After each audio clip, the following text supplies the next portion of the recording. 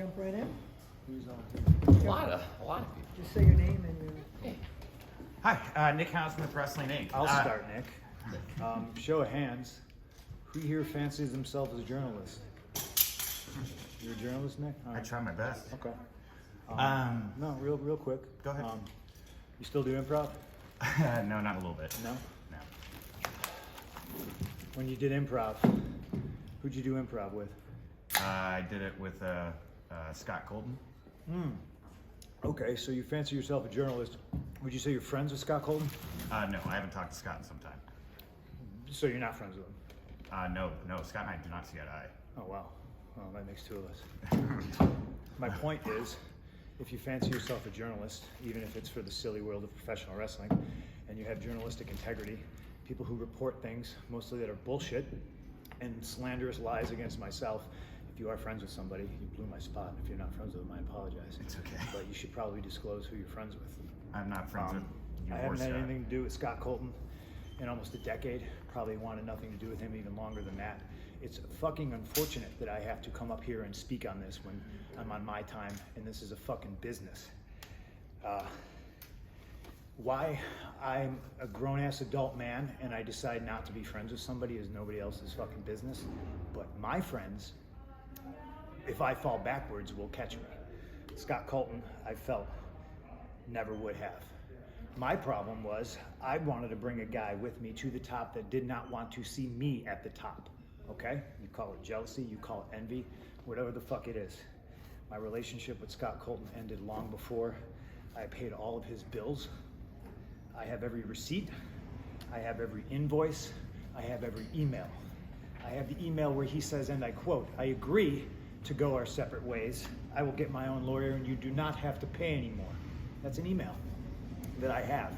The only reason the public did not see is because when I finally had to countersue him through discovery, we discovered he shared a bank account with his mother. That's a fact.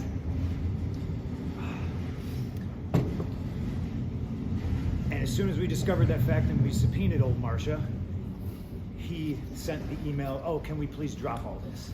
Now, it's 2022. I haven't been friends with this guy since at least 2014, late 2013. And the fact that I have to sit up here because we have irresponsible people who call themselves EVPs and couldn't fucking manage a target, and they spread lies and bullshit and put into a media that I got somebody fired when I have fuck all to do with him, want nothing to do with him, do not care where he works, where he doesn't work, where he eats, where he sleeps. And the fact that I have to get up here and do this in 2022 is fucking embarrassing. And if y'all are at fault, fuck you. If you're not, I apologize. But what did I ever do in this world to deserve an empty-headed fucking dumb fuck like Hangman Page to go out on national television and fucking go into business for himself? For what? What did I do? Dave, what did I ever do? You tell me. Didn't do a goddamn thing. What's your name, sir? Dominic D'Angelo. Fuck the Pittsburgh Penguins. What are you doing, man? I'm from Pittsburgh. I made it really clear in Forbes, and I just want to make it clear again. Nick, It's not his position to make it very fucking clear. There's people who call themselves EVPs that should have fucking known better. This shit was none of their business. I understand sticking up for your fucking friends. I fucking get it. I stuck up for that guy more than anybody. Okay? I paid his bills until I didn't, and it was my decision not to. Yeah, but I shouldn't have no commented when Nick first said it. It's my fault, and if I hadn't, it's my fault. It's my fault. I appreciate I that, should have but just I'm- taken it head but on I'm- because you never said But I'm trying to anything. run a fucking business, and when somebody who hasn't done a damn thing in this business jeopardizes the first $1 million house that this company has ever drawn off of my back and goes on national television and does that, it's a disgrace to this industry, it's a disgrace to this company. Now, we're far beyond apologies, right? I gave him a fucking chance. It did not get handled, and you saw what I had to do, which is very regrettable, lowering myself to his fucking level. But that's where we're at right now. And I will still walk up and down this hallway and say, if you have a fucking problem with me, take it up with me. Let's fucking go. What's your question, Nick? First of all, you're always very nice to me, and thank you. I wanted to ask about MJF. Obviously, he played a voicemail from you before he came out. Obviously, confronted you, Punk. Why now? Why is MJF back in the fold now? How do you both feel about him being around? How do you feel about the time he spent away? All of that. Well, if I may, I'm the one who asked him to come back because MJF's a big star in this company, and this is one of the biggest events. A year ago, CM Punk debuted here, and I thought it was right for the fans. And like I said, for the fans, I thought the best thing that we could do as a company was bring MJF back. He wants me to work with pricks constantly. That's what it is. Nevertheless, two of the top wrestlers in the world, MJF and CM Punk, could be a big match down the line. Sorry to keep bringing this fucking up, but I've never spoken his word, and I don't know how long, so I'm a little fucking pissed off about it. That's fine. When it came down that he was going to sue me, I asked to talk to him. He refused. I asked for mediation. It was denied. I offered him money. He said it was not enough. He went ahead with the lawsuit and sued. It's his fucking funeral. I don't care. He shares a bank account with his mother that tells you all you need to know about what kind of character that is. You were always very nice to me. Thank you. I appreciate it, Nick. I'm sorry if I'm a little fucking snippy. That's fine. That's I'm fine. hurt and I'm old and I'm fucking tired. And I work with fucking children. I respect the situation. I regret not answering your question. And I only asked it because I have some familiarity and just wanted some clarification on the story. Yeah, I didn't break I the should have story. just taken it head on like I did with Blake and Forbes recently. We're all learning here, Tony. It's okay. Thanks. Thanks. Thank you, guys. This is from Mindy's Bakery, by the way. It's a great place in Chicago. If you like pastries and baked goods, I suggest you go there. They're closed on Mondays and Tuesdays, though. Sorry about all that, man. All right, thanks. So I've asked questions of presidential candidates in my old life. I don't think I've ever been as nervous as I am right now, but I'll direct this one to Tony. You saw the reaction MJF got when he came back out at the end of the night. Do you have any worries that he was cheered in Chicago while CM Punk, hometown guys, do you have any worries about MJF he got pure boos before. He was one of the last pure heels left in wrestling that didn't try to get cheered, and now he's sort of set up as this anti-authority figure. Do you worry about what that means for the psychology going forward, especially if he's going to take on Punk? I think the fans want to see great wrestling matches. MJF's the top wrestler. CM Punk's the world champion, the top wrestler in the world. And I think having the top contenders, whoever came out of this match tonight, MJF sets up as a great challenger. And now CM Punk is the world champion. MJF being back, a lot of fans were excited to see it. But anytime somebody makes a comeback in the world of wrestling, generally you get a really big reaction. Am I worried about it? No, not really. Like, we have one of the most charismatic, popular professional wrestlers in the world right here. And frankly, the fans can react however they want. That's what's great about AEW and pro wrestling. We're not trying to tell people what to think.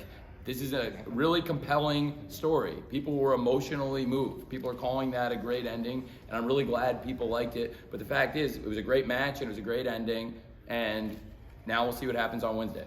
Is that going to headline Arthur Ashe, that match? I'm not going to comment on it. Oh, thank you. I'll tell you why I'm upset about it. Because if you're an EVP, you don't try to middle your top babyface. Try to get your niche audience that's on the internet to hate him for some made-up bullshit rumor. Really pisses me off. Stepping on your own dick, trying to fucking, make money, sell tickets, fill arenas, and these stupid guys think they're in the receipt of it. John? Yep, Dominic D'Angelo, adfreeshows.com. Punk, last time we were here last year, I asked you about like Terry Funk and his influence, the legacy going on. Kind of, and this is for you too, Tony. I kind of like, you've done a great job with incorporating legends throughout, the course of AEW and as it goes on. I kind of want to see what you feel about how a lot of the modern talent today can kind of utilize some of the advice and take advice from like guys like William Regal and even like Jim Ross, Tony Schiavone. I know I'm missing Jake Roberts, plenty I'm missing, I'm sure.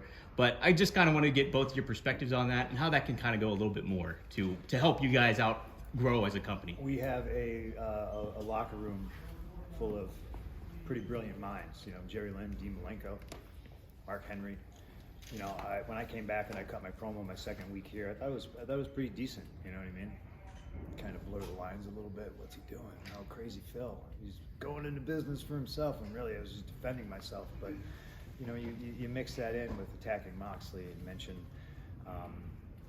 Kingston being the second best Kingston, which is a pretty great line.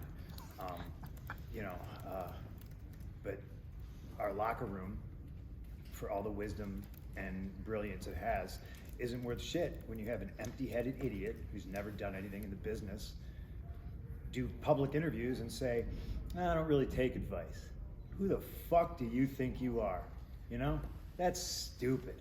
I'm on a team with Barry Bonds, Mark McGuire, Sammy Sosa, and I don't need to work on my swing. I'm not going to listen to these guys. They're going to tell me how to swing a baseball.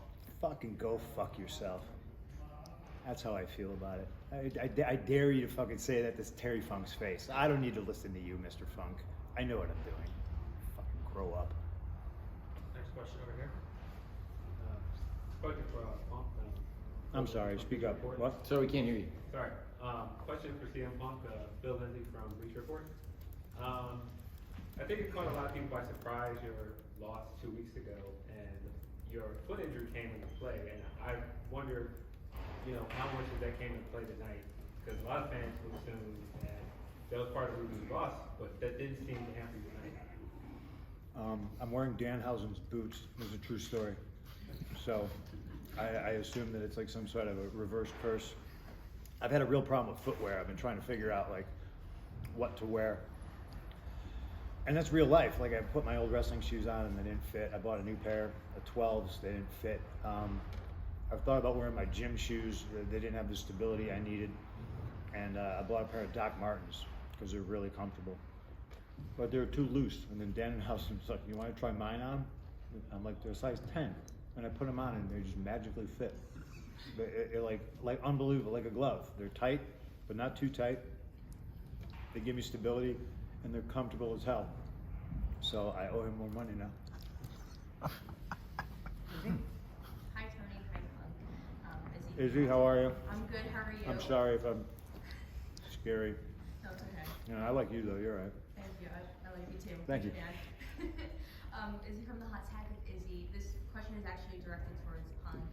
We saw, you got your huge win tonight. Congratulations, and also MJF return. What is the message that you're trying to direct towards MJF this time around? Because you did have a feud with him months ago.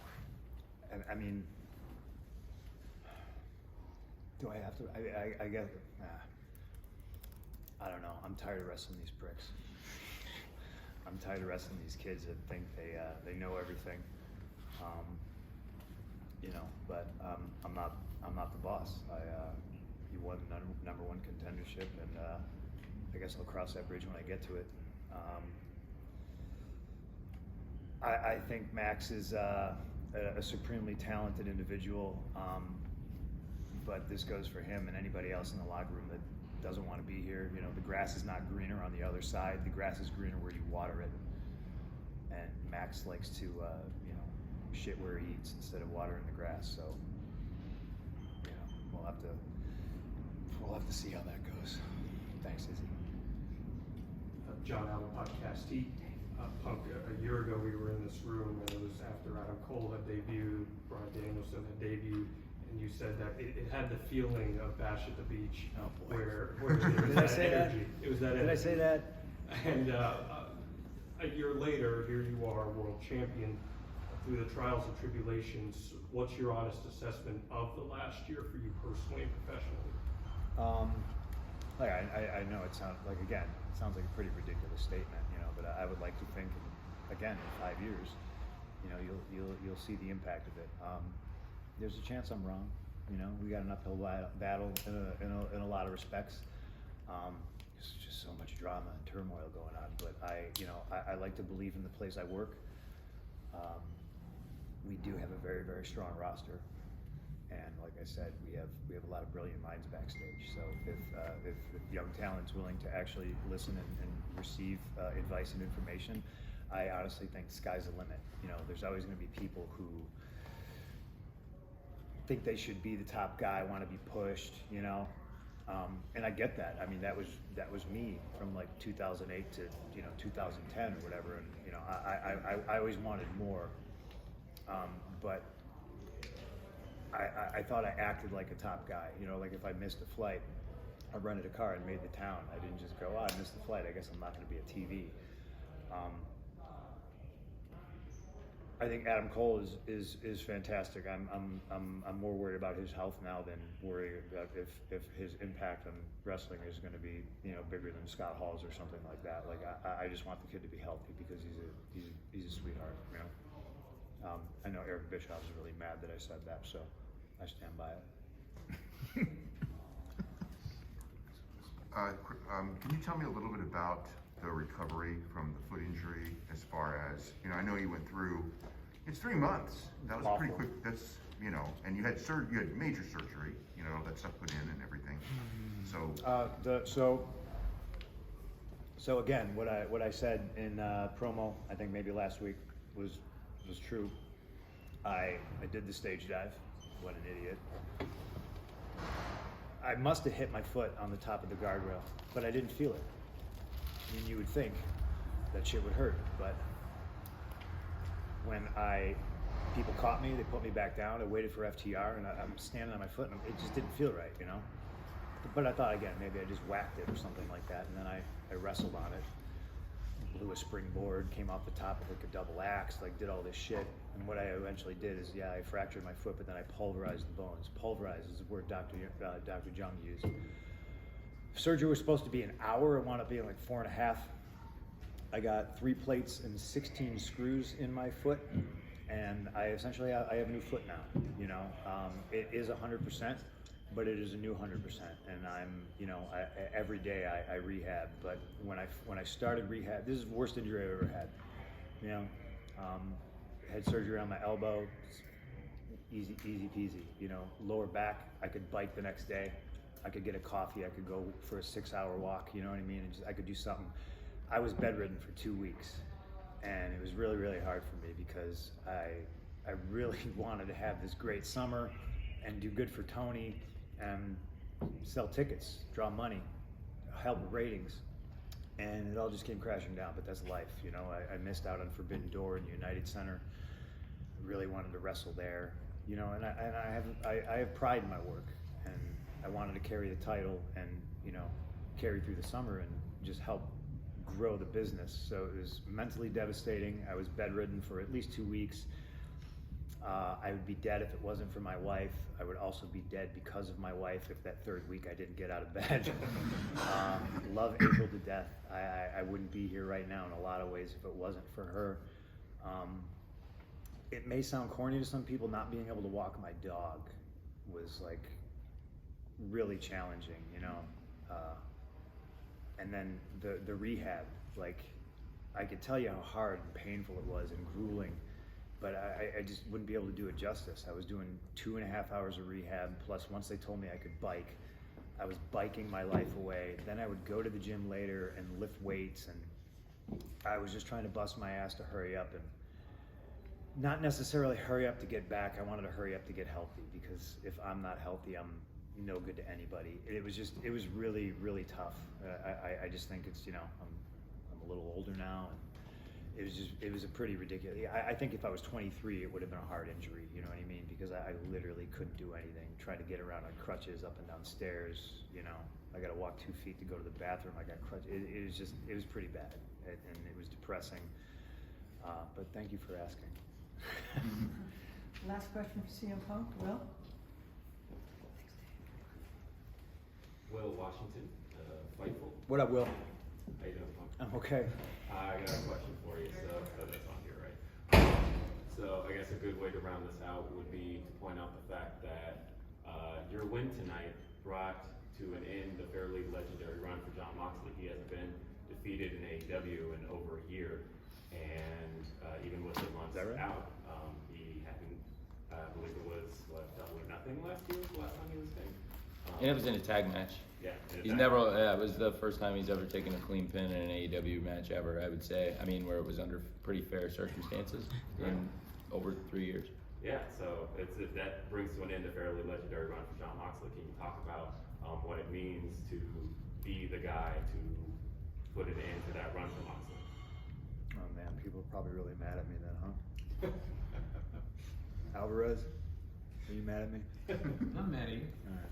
I'm a little mad at you, but